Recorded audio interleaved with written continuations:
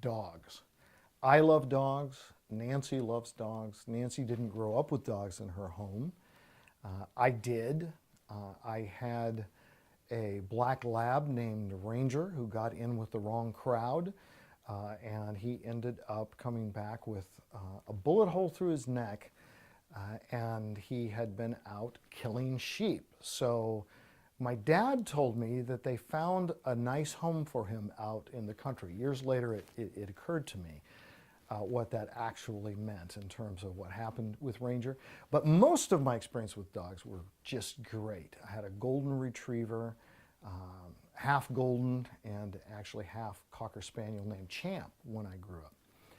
And then when we got a dog for the girls, which was Nancy's first dog too, it was an English Springer Spaniel that was given to us, and we named him Champ. And he lived for about 15 years.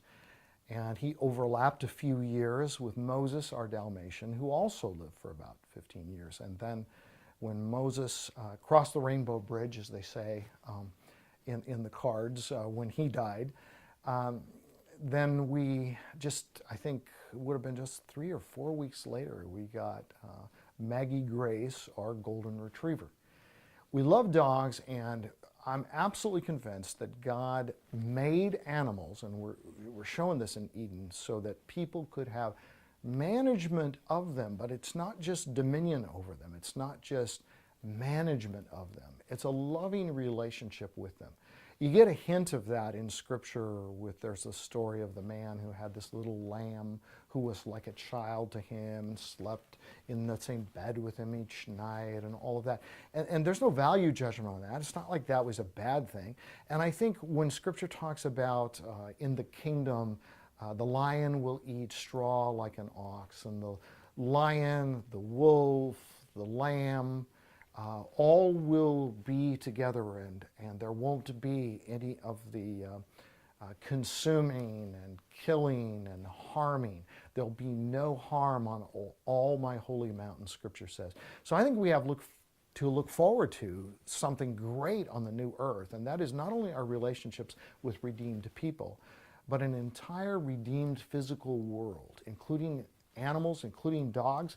And is it possible that we may be reunited with some of the actual animals that we've had? I have actually a couple of chapters on that in the Heaven book, and one in particular. And I think it is very possible, because Romans 8 makes clear that God is going to restore the whole creation, and those who suffer now will experience the relief of life on a redeemed earth. And it's not just people, but animals that seem to be included in that. So will I run through meadows with the first Champ and the second Champ and our Dalmatian and our golden retriever? Will Nancy and I have restored to us those precious relationships?